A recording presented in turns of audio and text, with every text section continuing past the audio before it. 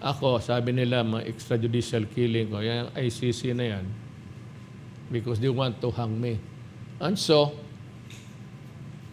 ako totoo, if you really would, if it goes to that I will be hanged for killing these idiots, I would be happy to join these idiots in hell.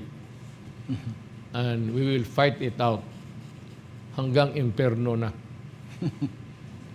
At saka, pag nanalo kaming, baka madisgrasya pa si Satanas sa trono niya. Ako na ang papalit. New administration. Oo. Sabihin mo, tagal-tagal mo na. Since time immemorial ka pa dyan. So, tumabi ka na. Panahon na ng bagong administrasyon. Ganoon lang yan. Due process. How long would it take due process to give justice to the victims of the drug menace? Madali lang sabihin kasi yan eh.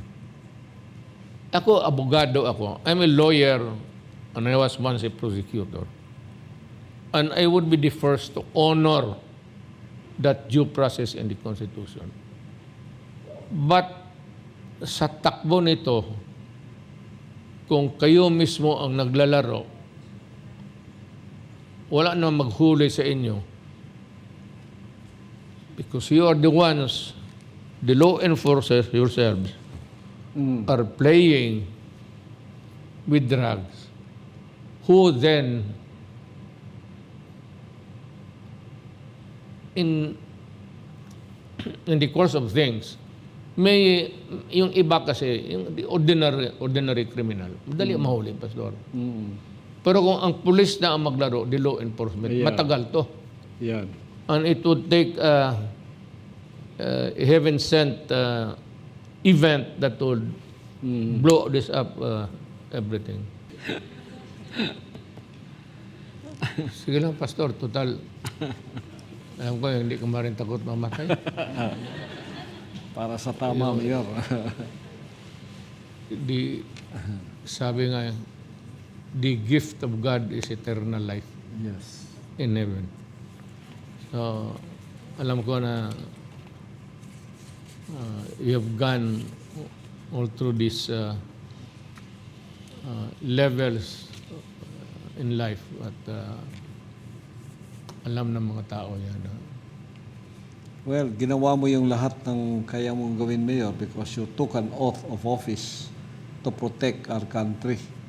So, kahit sa Bible, yung Romans 13, you are a minister of God who beareth the sword not in vain. If you do good, He will give you the praise. But if you do evil, sabi niya, you must be scared. Because it's not in vain na dala-dala niyan, tabak. So, in your term, talagang may peace and order. At saka takot talaga ang mga masasamang loob. So, ganon kamahal ka ng Pilipino because of that. Talaga yung panahon ko when I was mayor as president.